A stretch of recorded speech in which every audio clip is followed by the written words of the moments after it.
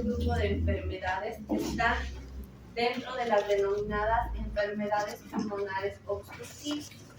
Dentro de estas están el enfisema, la bronquitis crónica y el asma. Vamos a ver que algunas tienen características similares, por eso pertenecen al mismo grupo, ¿no? Pero sí hay ciertos puntos a tomar en cuenta para diferenciarlas, o en algún caso, algunas pueden sobreponerse, ¿no? La primera del grupo es el enfisema. El enfisema corresponde a un aumento irreversible del tamaño de los espacios aéreos que se encuentran distales al bronquiolo terminal. Sí, normalmente, le veíamos en la anterior clase que los alveolos y los conductos por debajo de la tráquea y de los bronquios en realidad están revestidos por fibras elásticas, ¿verdad? Les decía, tienen fibras elásticas. ¿Y cuál es la función? La función es permitir esto, que el alveolo colapse y vuelva a su volumen normal, ¿no? Para recibir y expulsar el aire. Esa es la función normal. Pero en estos pacientes, ¿qué pasa? No tienen esa función de volver a colapsar, ¿no? Están todo el tiempo permanentemente dilatados. Entonces son pacientes que prácticamente van a ir acumulando aire dentro de sus alveolos. Ahí está la imagen aquí abajo, ¿no? Aquí están normalmente como todos conservan un mismo diámetro, pero acá vemos que hay una variación porque hay algunos que están dilatados y otros que están colapsados. Obviamente, al existir esto, va a haber una repercusión en los capilares, ¿no? Que hemos visto en una imagen que al lado de los alveolos están los capilares. Entonces aquí van a estar afectando también a los capilares y al intercambio gaseoso. ¿Cuál es la patogenia del enfisema? Y bueno, algo que también es importante es que estas enfermedades, dentro de estas enfermedades obstructivas, el EPOC y la bronquitis está asociada a tabaco. Pacientes que son fumadores pueden tener una de estas patologías. Dentro de la patogenia tenemos por eso aquí el tabaco, ¿no? Como un predisponente. ¿Qué ocurre con el tabaco? El tabaco va a inducir a la liberación de células inflamatorias junto con sus mediadores. Este es el alveolo. Entonces, por medio del tabaco, o puede ser alguna otra causa, pero la más frecuente, van a empezar a inhalarse partículas, ¿no? Que van a entrar hasta el espacio alveolar. En el espacio alveolar tenemos macrófagos polimorfonucleares y los macrófagos están intentando fagocitar todas esas partículas extrañas que están ingresando, ¿no? Aquí están los neumocitos tipo 1, que hemos dicho que son células planas, y los neumocitos tipo 2, que son células más esféricas, ¿no? Y aquí están los capilares. Entonces así comienza la patogenia. Esto, obviamente, como es algo extraño al cuerpo, va a irritar los componentes de la pared alveolar.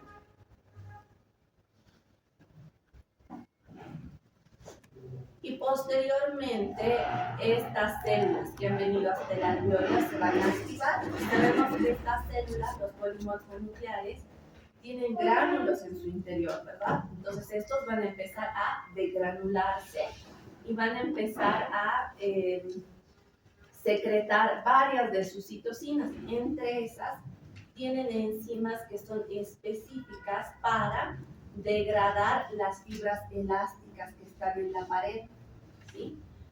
Estas son las elastasas.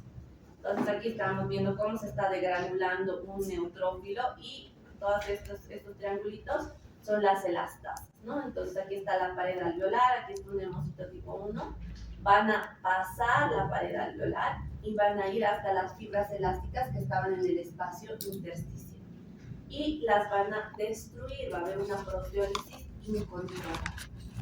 Al destruir las fibras elásticas va a pasar lo que inicialmente les decía, ese alveolo ya no tiene la capacidad de colapsar y volver a su diámetro normal. Y esta es la fisiopatología, pero también está asociada con que existe estrés oxidativo, que esto además va a seguir irritando la estructura alveolar. Y además se ha descrito que existe un componente que es la alfa-1 antitripsina, que es un componente que es un inhibidor de estas elastasas. Eso existe normalmente, pero hay pacientes que tienen un déficit de esta enzima.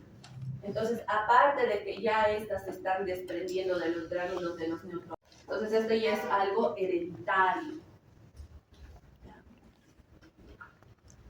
Entonces aquí tenemos este cuadrito, ¿no? El tabaquismo, contaminantes atmosféricos, más la predisposición genética, que ya sabemos que es el déficit del alfa-1 antitripsina, llevan a ocasionar un estrés oxidativo con liberación de sustancias que van a ser tóxicas y van a destruir e inflamar y irritar toda la pared alveolar.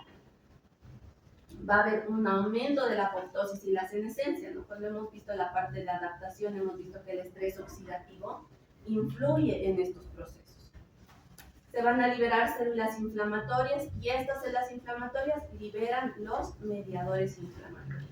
Y va a haber un desequilibrio entre las proteasas y las antiproteasas si está asociado a una deficiencia congénita, ¿no? Aquí van a estar aumentadas las proteasas en relación a las antiproteasas. Todo esto va a ocasionar una destrucción de la pared alveolar. Y ya sabemos que la parte específica que se destruye son las fibras elásticas.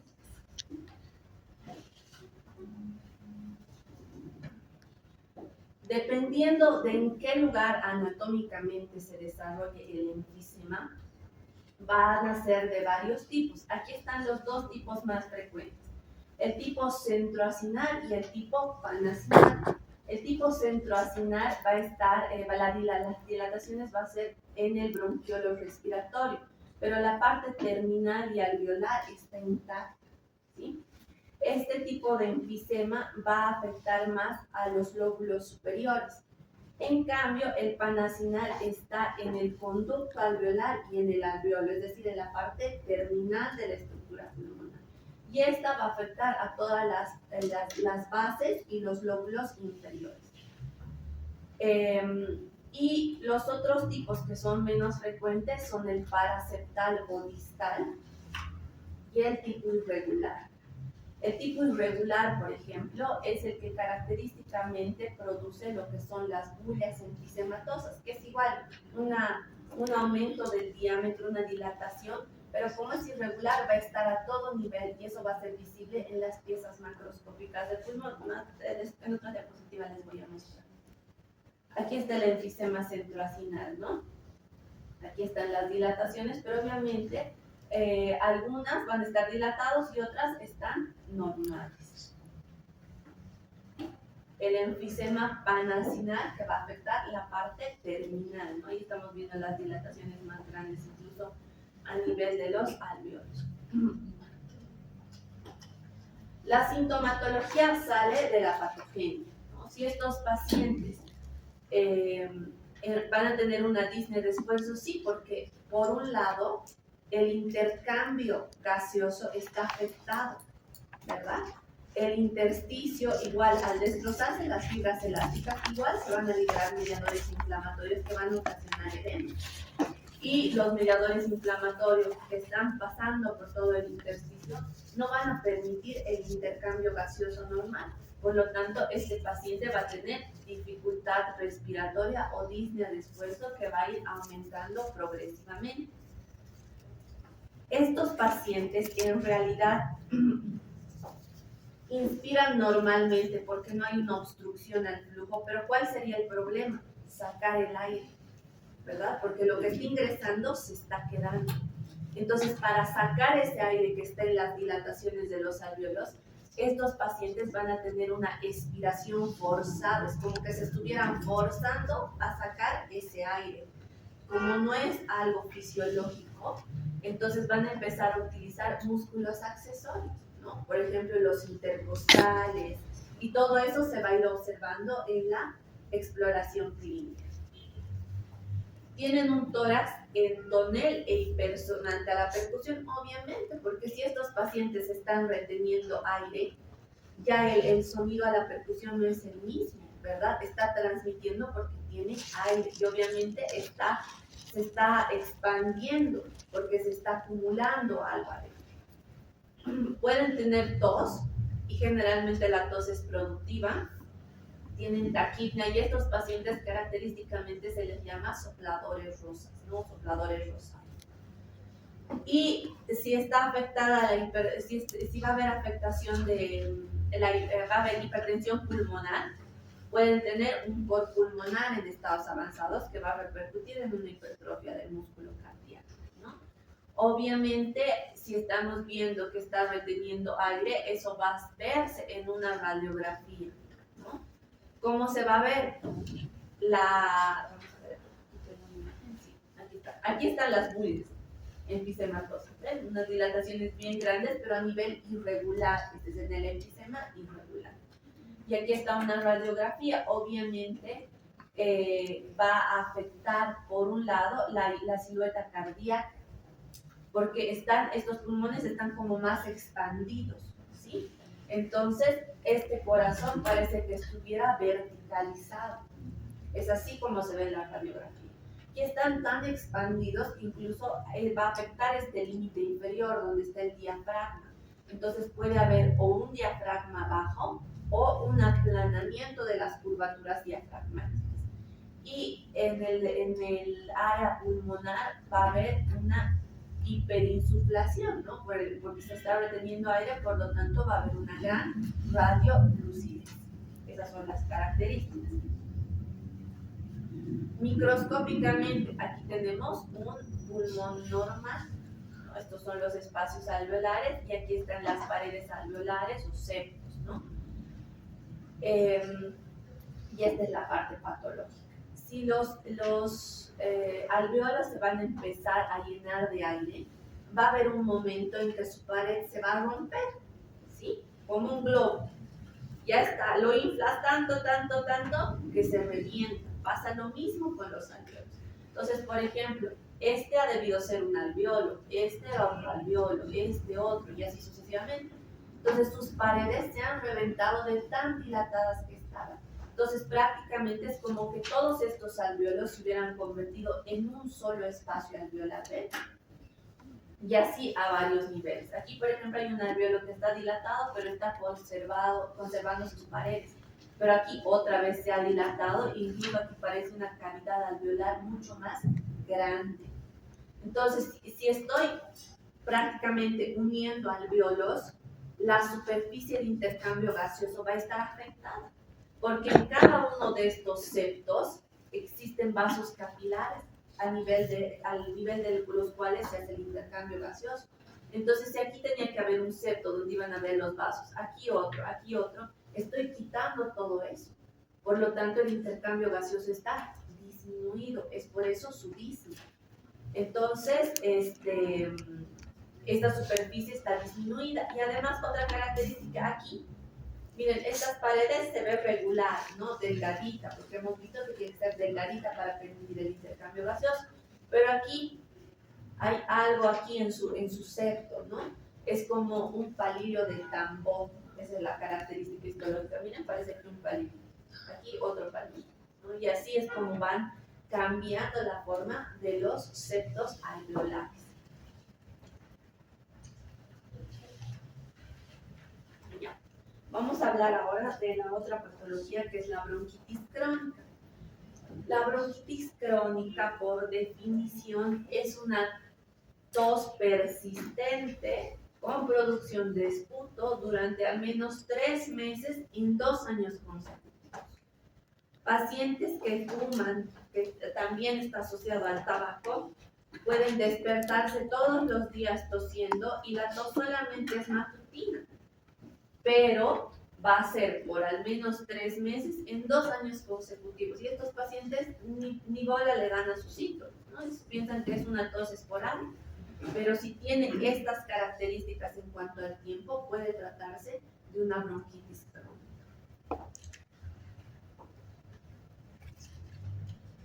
Todo lo que termina en itis significa inflamación, ¿no? Entonces, dentro de la patogenia vamos a ver que existe una inflamación mayor en estos pacientes. ¿Y qué va a ocurrir? Que la luz del bronquio va a estar disminuida. Por eso esta es más, si se dan cuenta, es un poco más obstructiva que el enfisema, ¿no? Este es el bronquio normal con su lumen normal, pero aquí cómo está el lumen del bronquio, aparte que está como colapsado, por eso tiene esa forma estrellada, está aplanado, ¿no? Por lo tanto, el volumen de aire que va a ingresar a este pulmón va a ser menor.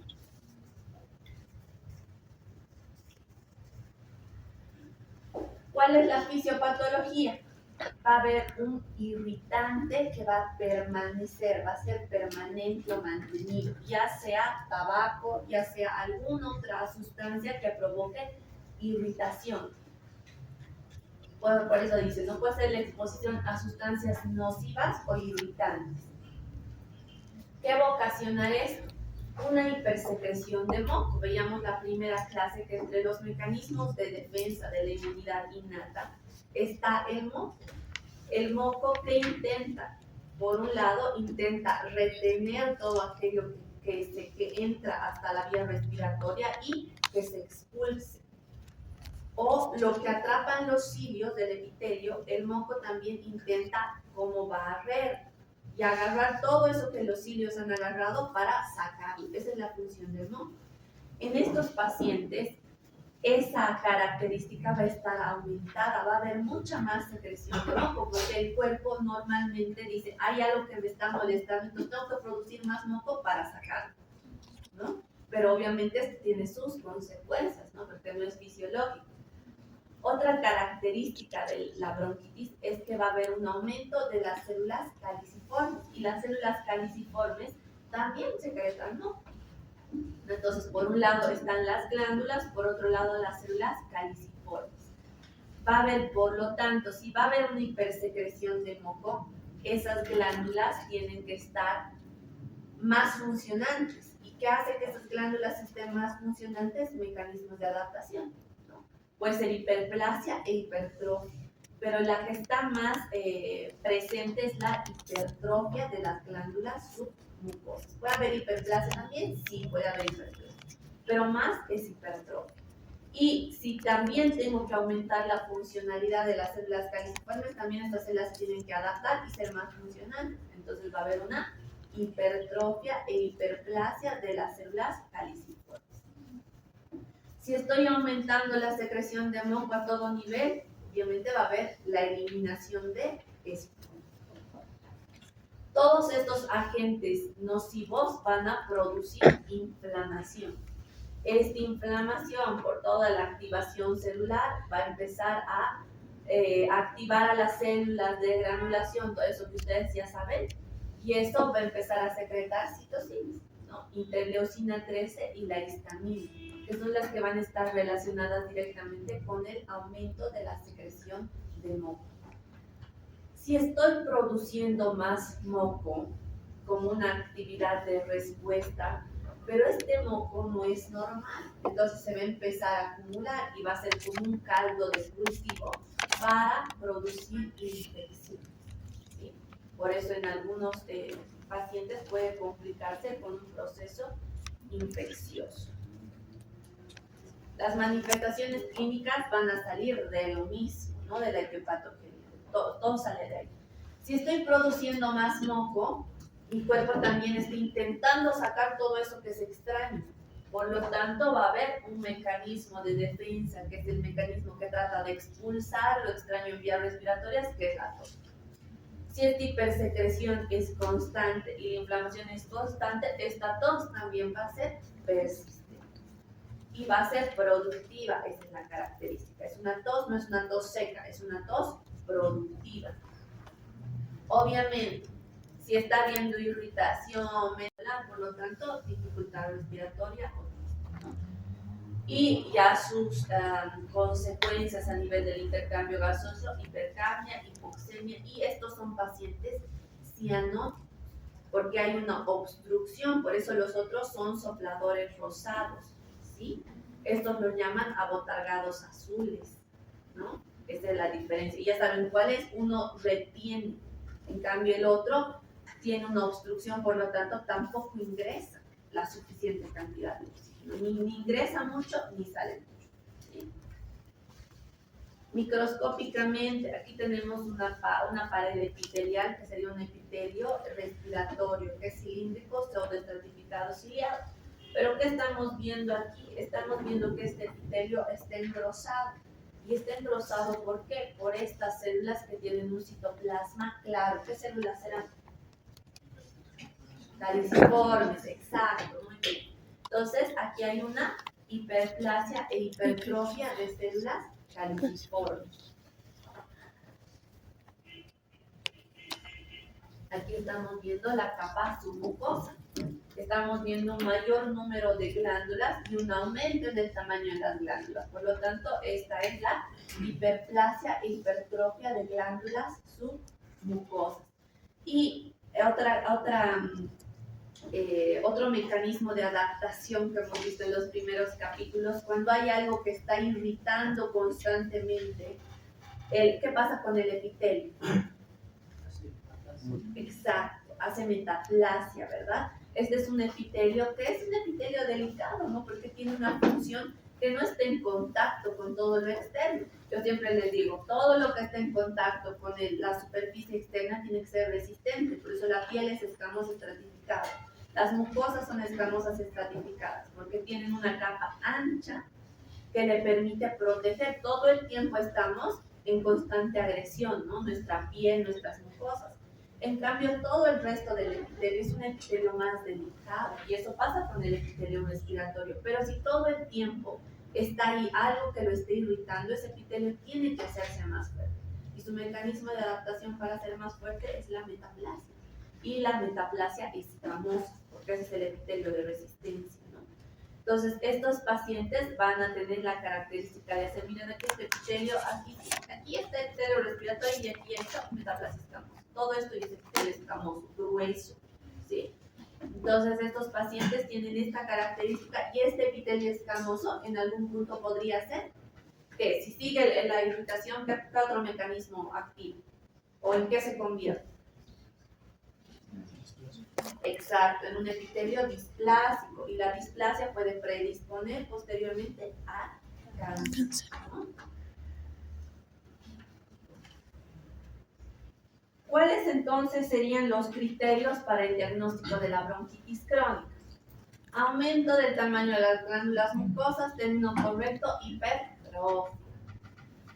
Esto va a estar traducido en un índice que se llama el índice de Rey. El índice de Rey es la relación que existe entre el espesor de la capa mucosa y el espesor de la pared bronquial, ¿sí? Si las glándulas mucosas van a estar aumentadas en número y aumentadas en tamaño, la capa submucosa va a estar también aumentada, ¿sí? Entonces va a haber una alteración en esta relación. Por lo tanto, va a estar igual disminuido el intercambio, porque la pared tiene que ser delgadita, ¿sí? Les demostré en una imagen la primera clase que la pared para permitir el intercambio tiene que ser súper delgadita. En cambio aquí, si estoy aumentando el espesor, la pared está siendo más gruesa, es lo que impide el intercambio. Entonces, este índice nos permite medir, lo normal es 0.4. ¿Cómo se hace? Este es un caso que les he puesto en mi práctica, ¿no? Para que ustedes hagan el ejercicio. Si es un varón de 56 años, es evaluado por disney. Primer síntoma, dificultad respiratoria. Tiene sibilancias. Las sibilancias, ¿qué son? Son el sonido como de silbido. ¿Y eso es por qué? Porque hay algo que está obstruyendo la salida normal de aire, ¿no? Van a tener tos productiva con esputo amarillento. El paciente refiere haber sido tratado con antibióticos cuando la disnea fue severa.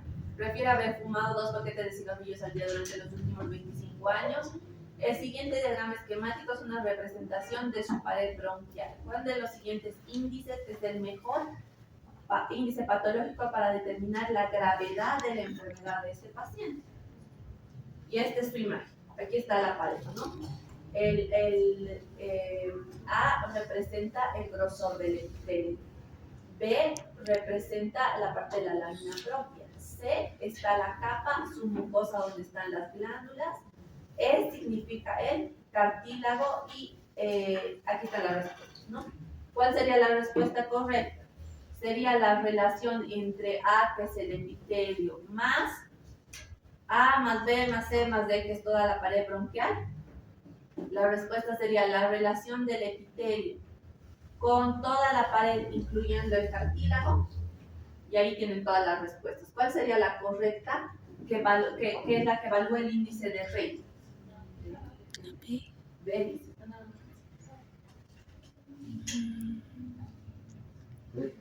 El porcentaje de la planta de 40, 0.4. Ahí está la respuesta. Si bien dice la pared bronquial, pero si recordamos, el cartílago está afectado, no, ¿verdad? Además, el cartílago es un tejido conectivo más denso, ¿verdad? Entonces, en realidad, el índice de Rey cuenta hasta antes del cartílago, ¿ya? El cartílago no. Y algo importante también en estas patologías es que aquí está la luz, ¿no? Aquí estaría la luz del bronquio. Si esta capa va a crecer, no va a crecer hacia afuera, porque el cartílago como que intenta limitar. Entonces esta capa se engruesa, pero el engrosamiento va a ser hacia adentro. Por lo tanto, la obstrucción de la luz. ¿Sí? Entonces la correcta sería la relación de A sobre A más B más C más D. Esa es la respuesta correcta. No, era el inciso C o D.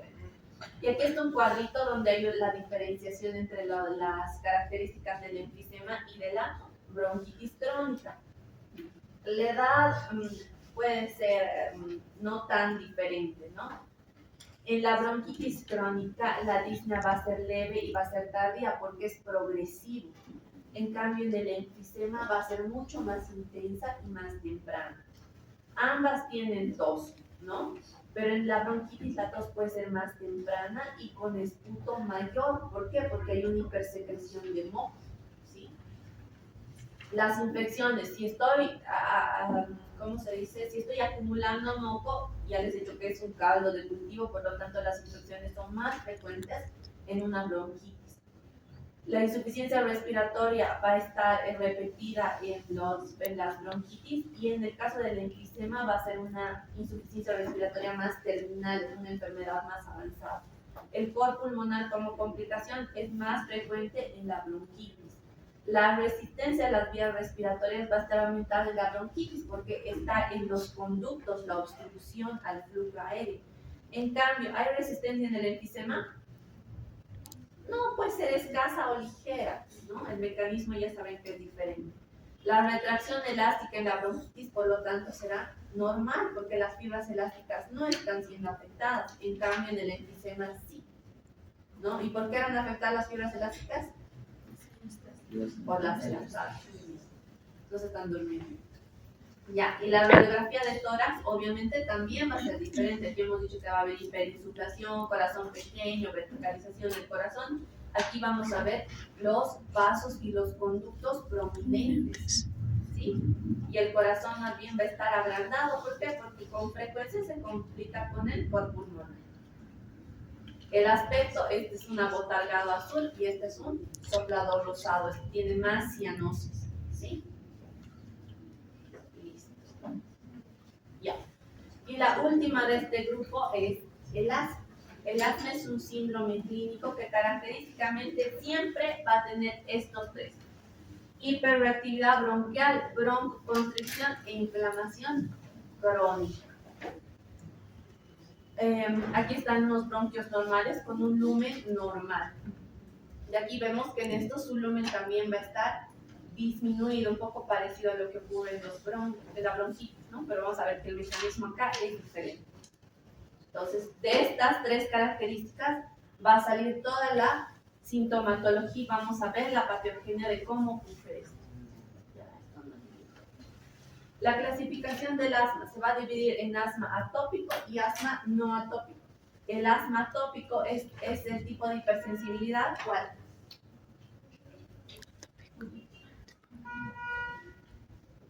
Hipersensibilidad del tipo 1.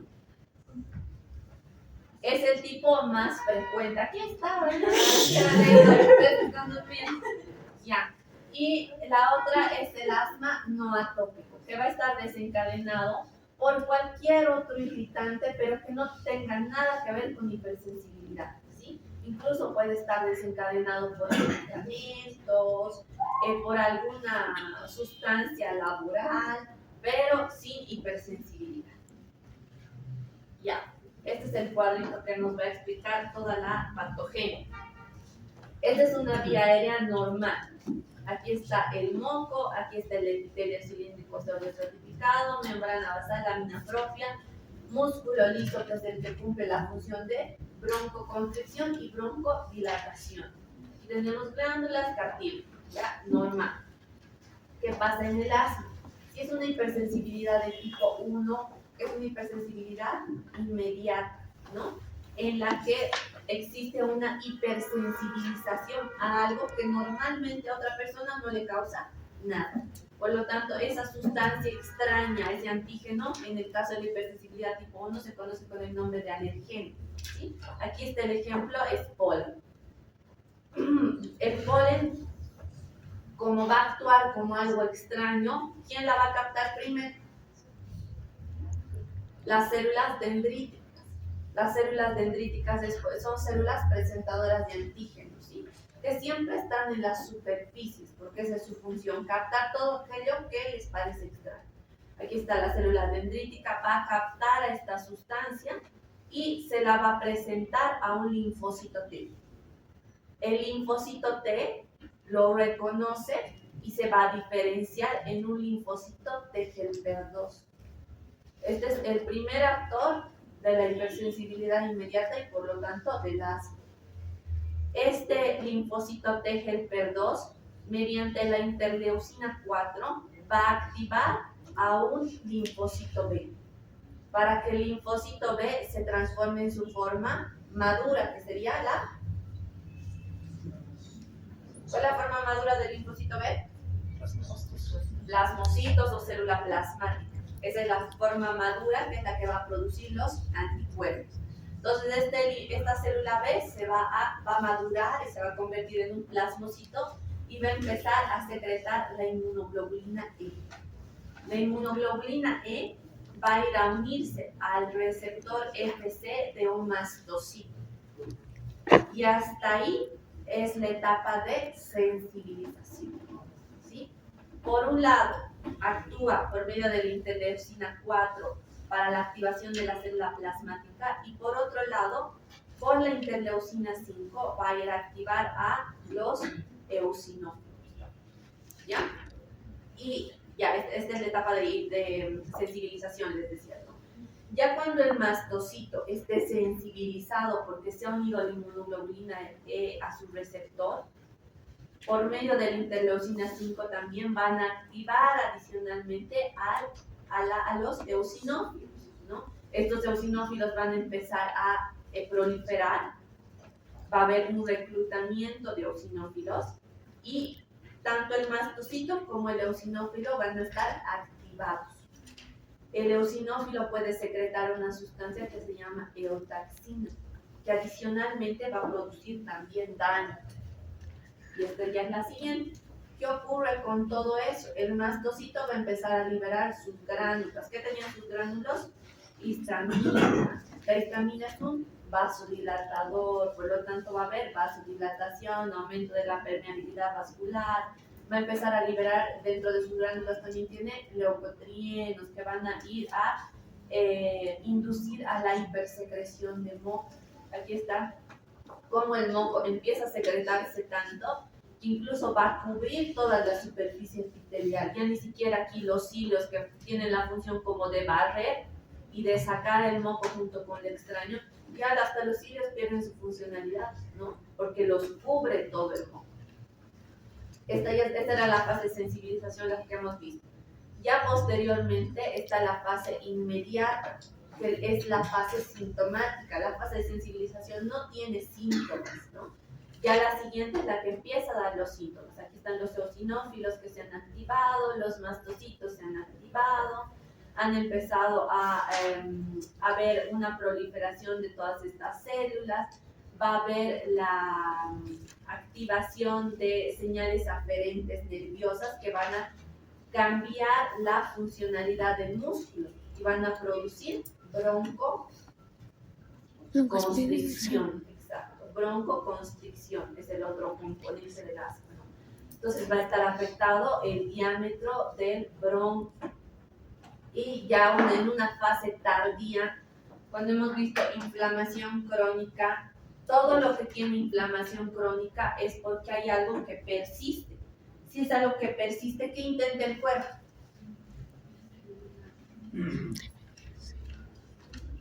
Reparar, ¿sí? Por lo tanto, para reparar que va a haber una proliferación de fibroblastos. Entonces los fibroblastos en una fase tardía o en una fase mucho más avanzada de pacientes asmáticos van a empezar a proliferar y van a convertirse en tejido fibroso, fibroconectivo. Ese tejido fibroso se va a empezar a depositar en las estructuras de la vía respiratoria. Entonces ese pulmón, si tiene que tener fibras elásticas, porque tiene que ser elástico, tiene músculo liso, ¿qué va a pasar? Ya no va a tener esa capacidad de expansión. ¿Por qué? Porque el tejido fibroconectivo no es un tejido elástico, es un tejido como de cicatrización. Por lo tanto, en etapas muy avanzadas estos pacientes tienen una dificultad respiratoria que ya no es reversible, porque el daño de la fibrosis es permanente y ya cambia la funcionalidad, ¿no? Entonces estos pacientes al final tienen muchos problemas y los problemas más que por la hipersecreción de moco y todo eso son dados por la fibrosis.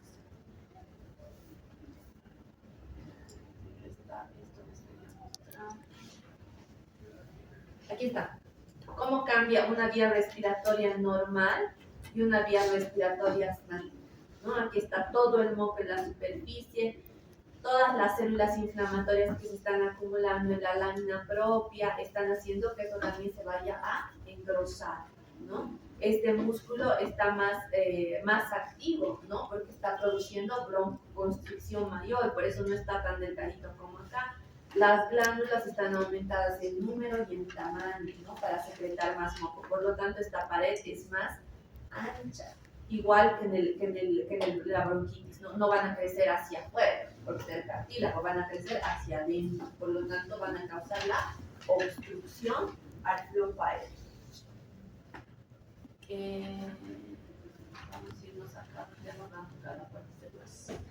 ya, la morfología microscópica. Estos pulmones son pulmones hiperinsuflados. Si está produciéndose más moco, este moco acumulado va a empezar a formar tapones que van a fluir los bronquios y los bronquiolos. Y estos tapones de moco en la luz de los bronquios y de los bronquiolos van a empezar a salir en el esputo en forma de espirales. Aquí les voy a mostrar. Miren estos espirales.